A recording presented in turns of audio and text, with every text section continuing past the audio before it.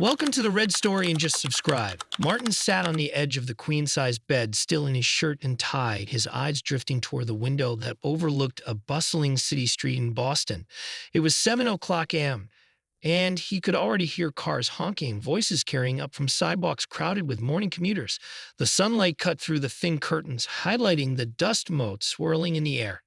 In the adjacent crib, his one-year-old daughter Lily stirred, letting out a soft whimper, her wake-up call for the day.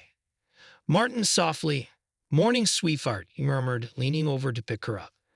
He inhaled the warm scent of baby lotion on her skin as she nestled against his chest. A pang of guilt stabbed him. He'd have to drop Lily off with the nanny soon before rushing to his office. He'd been working extra hours at a financial consulting firm, trying to secure a promotion that promised a better life for his family. Or so he kept telling himself. Lily's mother, Jessica, was in the kitchen having woken earlier to brew coffee. They'd been married for 10 years, and though there was a warmth in the house's routine, bills, groceries, early morning baby cries, Martin felt the distinct absence of real intimacy. 10 years was a long time. Sometimes he wondered if they'd grown too comfortable in their roles. He, the breadwinner who left at dawn, returned at dusk. She, the stay-at-home mom who juggled diapers and laundry. Yet recently, Jessica had been growing restless, or perhaps that restlessness had always existed, just buried until now. Once Martin tucked Lily into her high chair for breakfast, Jessica handed him a mug of coffee. "Jessica, wearily, you're leaving early again, right? Another meeting?" Martin, sipping, nodding. "Yeah, my boss wants me in by 8. We're finalizing a new account." It wasn't the first time that week. Actually, it was more like the fourth. Jessica set her lips into a thin line, her gaze dropping to Lily's cereal bowl. "Jessica, okay, you'll be back by dinner, or?" Martin hesitates. "I might be stuck until late. You know how these negotiations go. But I promise I'll try for Sunday off, my only day if we're not behind schedule." She said nothing, just turned to rinse Lily's spoon in the sink. Martin's phone buzzed with a text from his colleague, reminding him of a pre-meeting discussion. He downed the last of his coffee, kissed Lily's forehead, and gave Jessica's shoulder a gentle squeeze.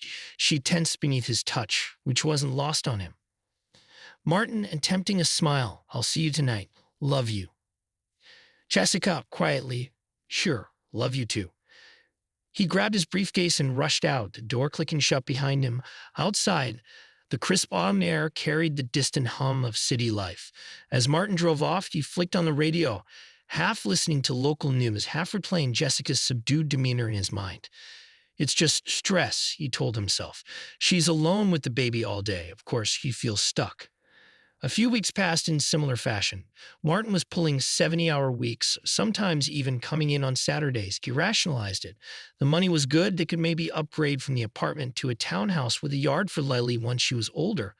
But the personal cost was high. Jessica began complaining, not always in words, but in sighs and subtle remarks about how isolated she felt.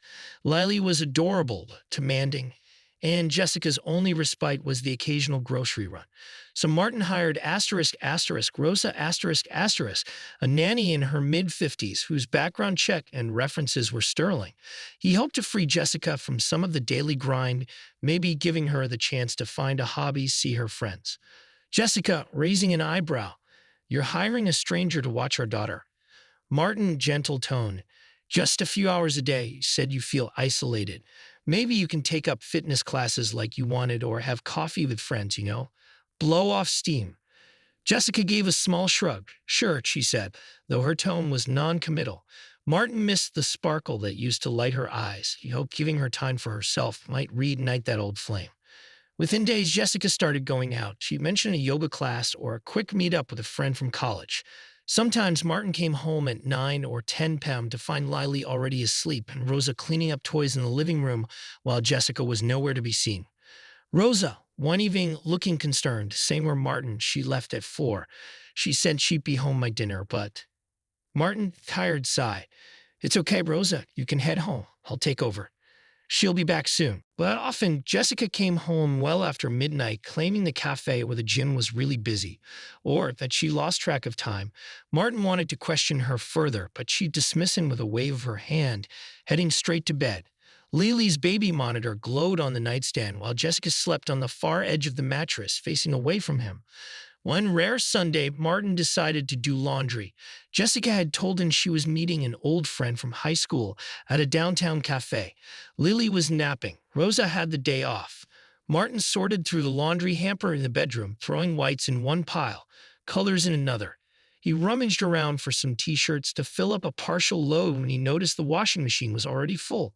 Puzzled, he lifted the lid. Tucked among the clothes were large men's jeans and XL hoodie boxer briefs, clearly not his own. In fact, they were huge, at least 2 sizes bigger than Martin's slender frame. Martin, heart pounding, what the? Who do these belong to? He pulled the clothes out, scattering water droplets across the tile floor. The brand tags looked new. The fabric had the faint smell of cologne. A lump formed in Martin's throat. Could Jessica have a male visitor, or had a friend left them behind? But what friend would do laundry in their place? His mind reeled. He marched to the living room, where Lily was still asleep in the nursery. He phoned Rosa. Martin, voice tight. Rosa, sorry to call on your off day, but do you know anything about men's clothes in our washer? Large sizes, definitely not mine. Rosa, quiet sigh.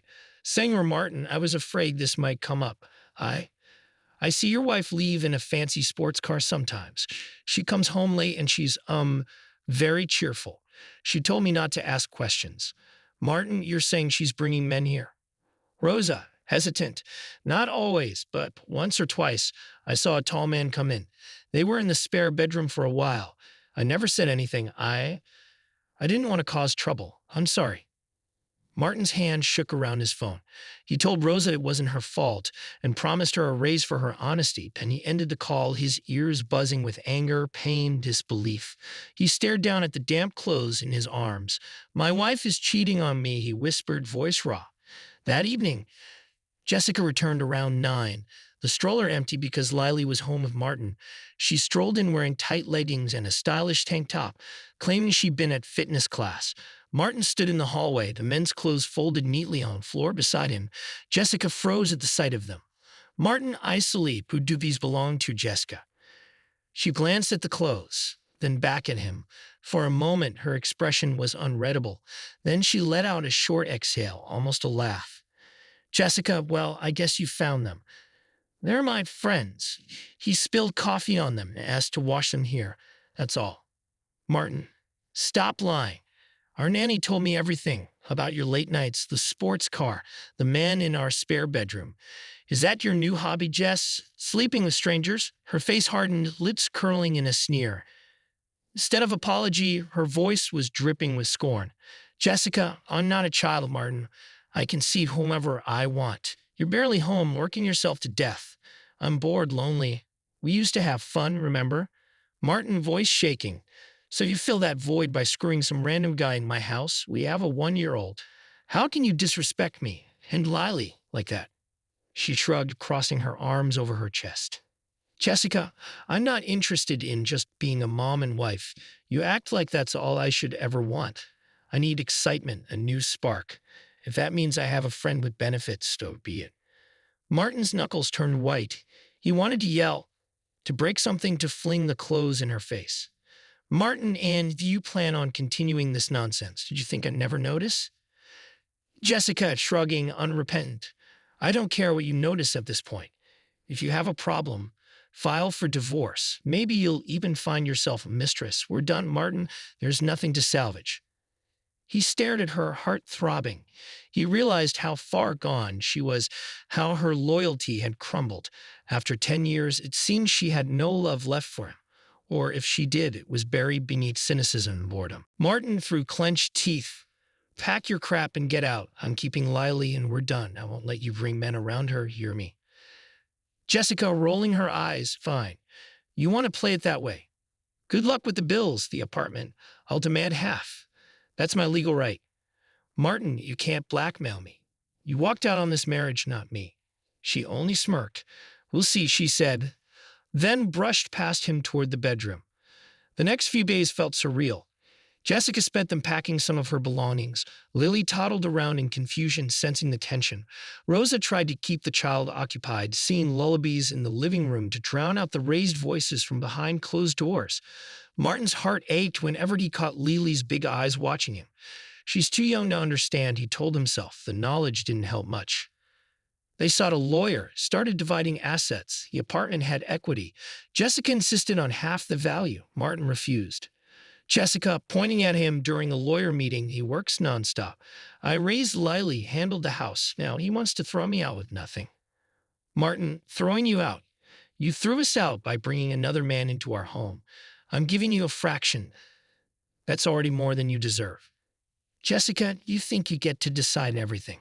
The law's on my side, genius. Martin inhaled, trying not to explode in front of a lawyer. The conversation devolved into heated arguments over property, finances, and custody. Jessica astonishingly didn't fight for Lily, claiming she was busy focusing on new opportunities. Martin's anger flared. The part of him was relieved. At least Lily wouldn't be dragged around by some unfit mother. Eventually, they reached a settlement hammered out by exasperated lawyers. Jessica got a smaller share of the apartment's equity, less than half, but enough to start over. She seemed satisfied in a detached way. Jessica, as they signed the final papers, good luck with your new single dad life. I'm sure you'll be fine. Martin, muttering, better off than if I stayed with a cheater. She narrowed her eyes, but no argument followed. She simply left the attorney's office, a small box of her personal documents under her arm, stepping into a sports car that beeped open. A man Martin recognized from a photo Rosa had shown him.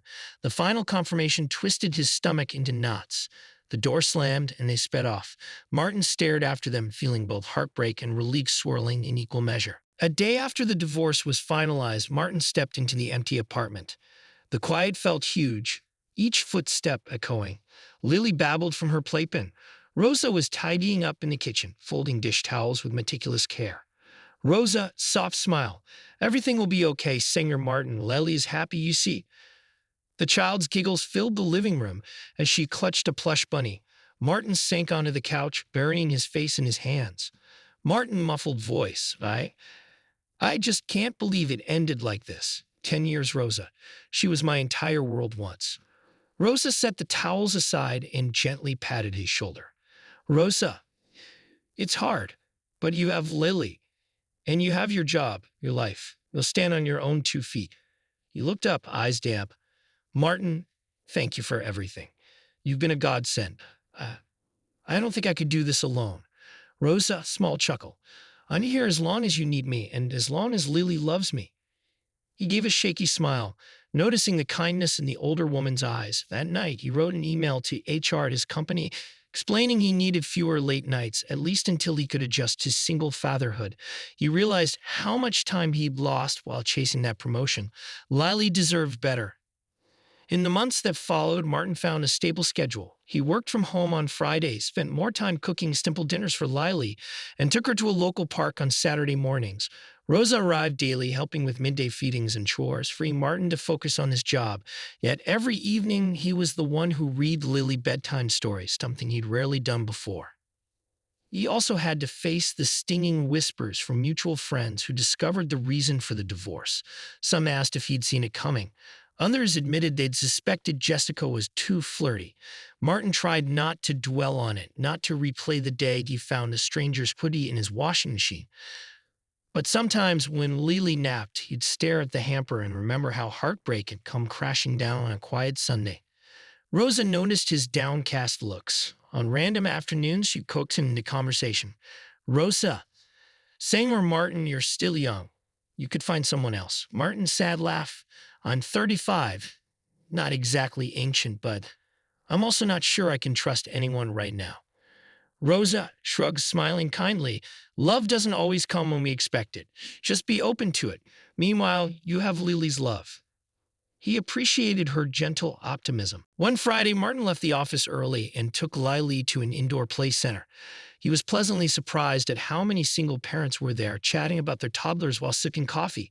A few mothers even struck up friendly conversations with him. He found himself exchanging phone numbers with a woman named Karen who had a 2-year-old son. She seemed nice, friendly, empathetic. But after a few texts, Martin realized he wasn't ready to date. The emotional baggage from Jessica's betrayal was too heavy. Instead, Martin focused on little milestones. Lily said her first words, Daddy and milk. started walking, and squealed with delight when Martin swung her in his arms. Each small victory reaffirmed that, yes, life after heartbreak was possible. He considered traveling, maybe a short trip to the countryside. Once Lily was a bit older, perhaps he'd take her to see the ocean. A new sense of freedom and fatherly devotion guided him. Late one afternoon, Rosa lingered in the apartment after Lily fell asleep. She brewed a pot of tea, saying Martin looked like he needed to relax. Rosa, you never take time for yourself, Singer Martin tried his chamomile. He took a sip, nodding in appreciation. The setting sun cast an orange glow through the windows. Tidy boxes of Lily's toys lined the living room shelves, a stark contrast to the chaotic days when Jessica would leave them strewn about. Martin, smiling gently, Rosa, if you were 20 years younger, I'd probably propose. You've brought order and kindness to this place. Her laughter was warm, lightening the air. Rosa, oh no, I'm far too stubborn for you, and I like a quiet life. But I'm glad I can help you. Lily is precious. She deserves a happy home. For the first time in ages, Martin felt genuine gratitude. He realized he wasn't drowning in sadness anymore. The heartbreak had dulled, replaced by a cautious hope that maybe eventually he could let someone new in. Weeks turned into months. Jessica's name occasionally surfaced in group chats, or old acquaintances would mention seeing her with a tall, broad-shouldered guy. Martin usually just sighed and changed the subject. He'd surrendered the heartbreak, focusing instead on Lily's giggles and bedtime stories. One day, Martin found an old photo of his wedding in a forgotten drawer. In it, Jessica beamed in her white gown, while he stood awkwardly in a tux, looking unbelievably happy. For a moment, he felt tears prick his eyes. They'd been so young, so hopeful. He set the photo aside, exhaling slowly, no longer angry, just wistful. Then he placed it back in the drawer. The past was the past. Martin softly to himself, I tried. I loved you. But you gave up first. He closed the drawer, heading back to the living room where Lily was crawling around, chasing a ball. Rosa sat nearby, crocheting a tiny pink blanket. Martin scooped up Lily, prompting her squeals of laughter. He might have lost a marriage, but he still had his daughter's unconditional love and a sense of peace he never expected to reclaim. A year later, Martin stood on the balcony of his apartment, cradling Lily, now 2 years old, in his arms. The city skyline glittered at night, and Lily pointed to the faint glow of an airplane overhead. Rosa, finishing her shift, waved goodbye from the doorway. Rosa, good night, Singer Martin. Hasta mañana. Martin warmly, good night, Rosa, and thanks. She smiled, shutting the door quietly. Martin kissed Lily's forehead. He caught their reflection in the glass balcony door, just father and daughter forging a new life. It wasn't the future he'd imagined with Jessica, but it was still a life full of possibility. He hummed a lullaby while Lily's eyelids drooped. In that quiet moment, Martin realized he wasn't lonely. He had Lily, and that was enough for now. He'd learned to keep his heart open yet protected. Somewhere out in the city, Jessica lived a different life with the man who left his clothes in Martin's washing machine. Martin no longer burned with resentment. He only felt relief that he was free from her betrayals, that Lily wouldn't grow up in a household rife with tension and secrets. Martin whispering to Lily, we're okay, sweet girl, we're going to be just fine. And in the hush of the night, with the distant hum of traffic below and the soothing weight of Lily in his arms, Martin finally believed it.